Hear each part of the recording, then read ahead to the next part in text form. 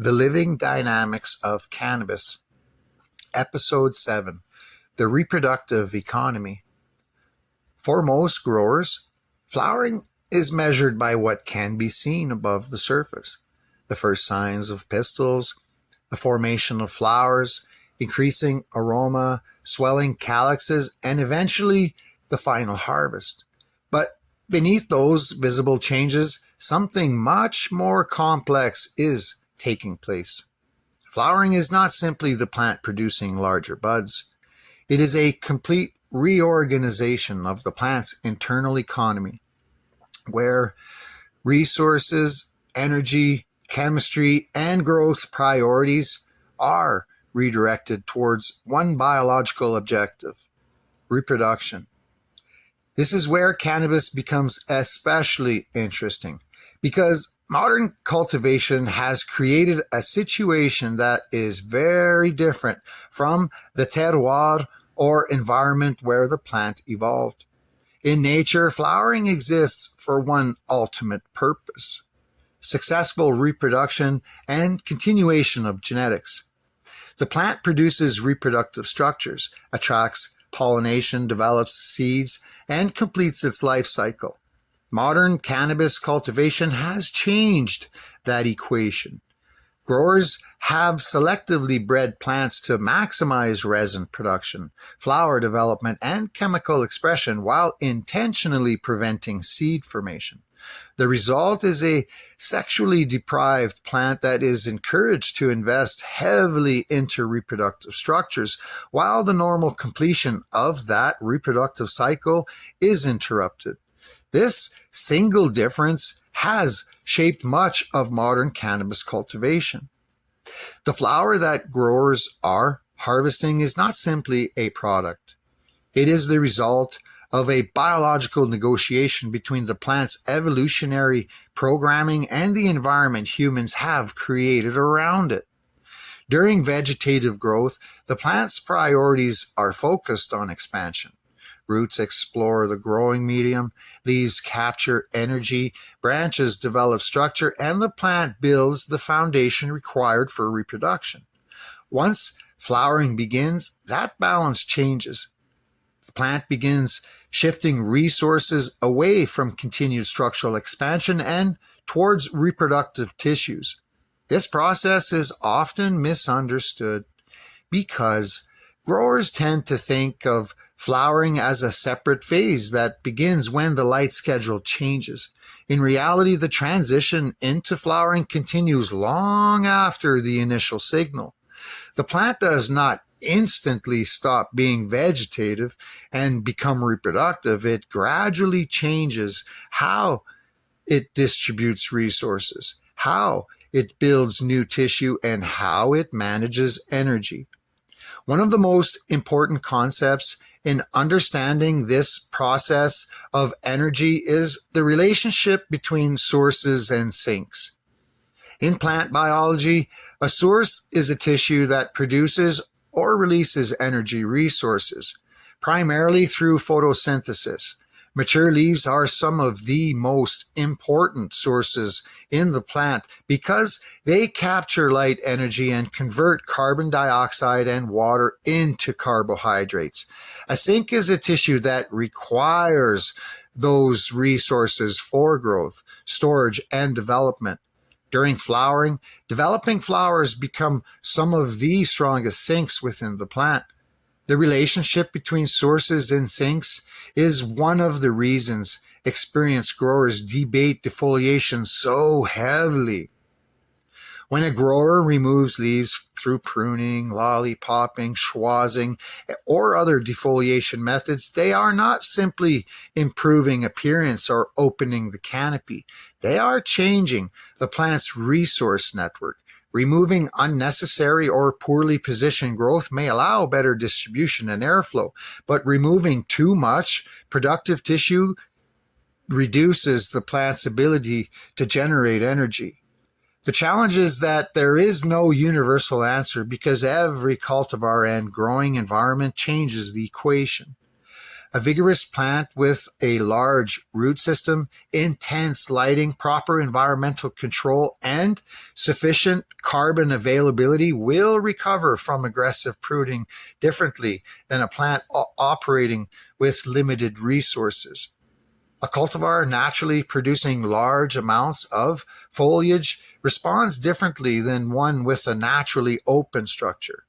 A plant under high-intensity indoor lighting will require different management than one grown outdoors under sunlight. This is why cultivation techniques that appear contradictory can both produce successful results in different situations. A grower who performs heavy defoliation during early flowering may not simply be removing leaves. They may be attempting to alter the balance between vegetative growth, light distribution, airflow, and reproductive development. A grower who preserves a large canopy may not be neglecting the plant. They may be maintaining a larger energy-producing system capable of supporting heavy flower development. The question is not whether leaves are good or bad. The question is whether the plant has the correct balance between energy production and resource demand. This same principle applies to training techniques used throughout cultivation.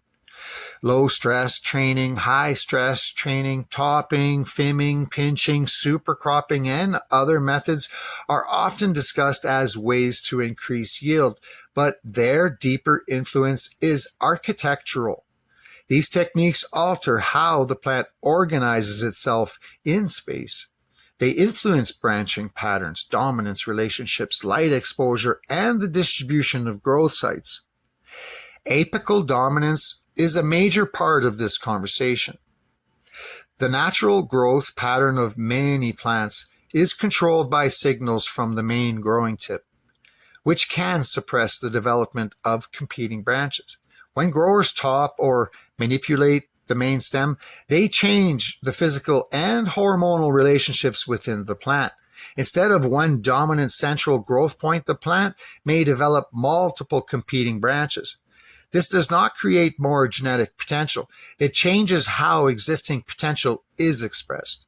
A plant with the ability to produce many flowers already contains that information. Training methods influence how efficiently that potential is distributed throughout the canopy. This distinction is important because cultivation techniques are often described as if they create something new, but in reality, most techniques are just methods of redirecting resources and altering structures. The genetics provides the possibilities, the environment and cultivation practices you prefer influence which possibilities become dominant. This brings one of the most misunderstood aspects of flowering to light. The idea that bigger flowers always mean a better plant. From the plant's perspective, larger flowers are not necessarily the goal. The plant is attempting to maximize reproductive success under its current conditions. Human cultivation has changed the selection pressure. Growers are not selecting for survival in the wild. They are selecting for specific traits: cannabinoid production, terpene expression, flower structure, yield, consistency, and overall quality. This is where modern cannabis becomes different from many other crops. Humans are not simply harvesting what the plant naturally produces. Humans are actively shaping what the plant becomes. Through selection, training, environment, and cultivation strategy, growers have created a relationship with cannabis where the plant's natural biology and human objectives constantly interact. So the next question becomes even more interesting. If we can influence structure, growth patterns, and resource allocation, how much can we influence the chemistry produced during flowering? Because the flower is not just a physical structure. It is the location where some of the most complex chemical processes in the plant occur. And understanding those processes is where cultivation moves from growing flowers to understanding biological expression. The flowering phase is where cannabis becomes one of the most chemically interesting plants cultivated by humans.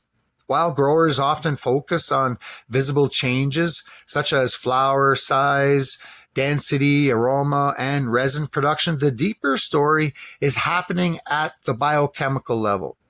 The plant is reorganizing its resources, activating different pathways, and producing a complex mixture of compounds that contribute to its final expression.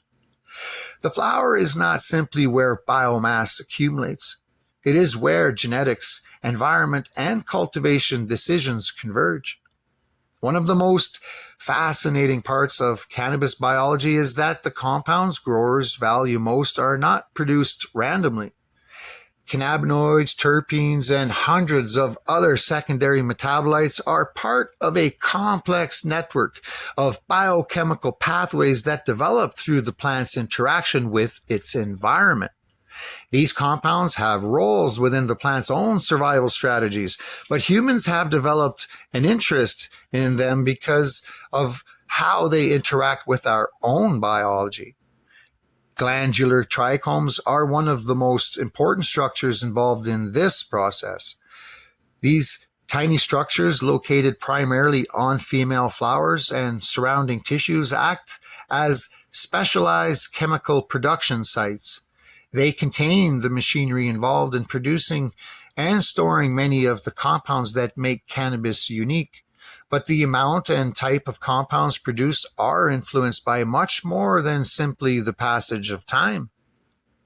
Genetics establish the potential range of expression, but environmental conditions influence how that potential is expressed. Light intensity, spectrums, temperatures, humidity levels, nutrient availability, carbon dioxide concentration, root health, and stress exposures all contribute to the final chemical profile of the plant. This is one reason the same cultivar can produce different results in different environments. The genetic blueprint might remain the same, but the biological conversation happening inside the plant can change. This is also why experienced growers often notice that a plant grown under one set of conditions has a different aroma, structure, or overall expression than the same cultivar grown somewhere else. The plant is not only responding to genetics, it is responding to the complete environment surrounding those genetics. This brings us back to the concept of steering. In previous discussions, we explored how cultivation techniques influence structure and resource allocation. During flowering, those decisions can also influence the environment in which chemical production occurs. But it is important to understand that steering is not a guaranteed formula where one action creates one predictable chemical result. Biology does not operate like a simple recipe. Instead, growers are influencing probabilities. A change in environment encourages certain responses, but the final outcome depends on the interaction between genetics, timing, intensity, and overall plant health. This is why experienced cultivators often pay close attention to timing. A technique applied during early vegetative growth may have a completely different effect than the same technique applied during late flowering. A stress event that a healthy plant can recover from may negatively affect a weaker plant. The plant's current biological state determines how it interprets and responds to any input. One of the most debated examples is late flowering stress and environmental manipulation. Some growers intentionally introduce controlled changes near the end of flowering in an attempt to influence final expression. Others avoid additional stress because they believe the plant should remain as stable as possible while completing reproduction. Both approaches are based on observations, but the challenge is separating repeatable biological mechanisms from individual experiences. The future of cultivation will likely depend on understanding these differences rather than searching for one universal method. The same principle applies to maturation and harvest timing. A flower is not simply finished when it reaches a certain size or on a specific day. Different chemical processes continue throughout the flowering period. Cannabinoid production, terpene development, pigment changes, and the aging of plant tissues all occur over time. Harvest timing becomes a decision about what expression the grower is trying to preserve. A grower prioritizing one chemical profile may make different decisions than a grower prioritizing another. This is where the idea of chemovars becomes increasingly important. Traditional cannabis discussions often focus on names and categories, but those labels do not always tell the full story. The chemical profile of the plant provides a much deeper understanding. Two cultivars may have similar appearances while producing different chemical combinations. Two plants with different names may produce overlapping profiles. The chemistry tells the more complete story. This opens the door to a future where cannabis cultivation becomes more precise. Instead of simply selecting plants based on appearance, reputation, or potency, growers could eventually select genetics based on measurable chemical characteristics. This connects directly back to the ideas discussed in the previous episode regarding biological design. If cultivation methods influence how plants express their genetic potential and testing allows us to measure those expressions, then the future may involve a much more intentional relationship between growers, researchers, and the plant itself. The goal would not be to force the plant into a specific outcome. The goal would be understanding the relationship between inputs and responses. A grower could potentially evaluate which environmental conditions encourage certain chemical profiles, which cultivation methods produce consistent structural outcomes, which genetic combinations provide the most reliable expression, which conditions produce the desired balance between yield, quality, and chemistry. This represents a major shift from traditional cultivation thinking. The plant is no longer viewed only as a crop. It becomes a biological system that can be studied, measured, and better understood. Maybe the most interesting question is what happens when we connect this knowledge back to human biology. Cannabis produces compounds that interact with the endocannabinoid system, but individual responses vary widely. If researchers can better understand both sides of the equation, the chemical expression of the plant and the biological characteristics of the person, future applications may become far more targeted. The possibility exists that cannabis research could eventually move beyond general categories and towards more personalized approaches based on chemical profiles, biological markers, and individual responses. That future depends on a better understanding first. More testing, more research, more accurate measurement. The future of cannabis is unlikely to come from simply growing stronger plants. It will come from understanding why plants express the way they do, how cultivation influences that expression, and how those chemical differences interact with the world around them. The flower is not the end of the process. It is the result of thousands of biological decisions occurring simultaneously. And the better we understand those decisions, the closer we move towards a future where cannabis cultivation is not based only on tradition and observation, but on a deeper understanding of biology itself.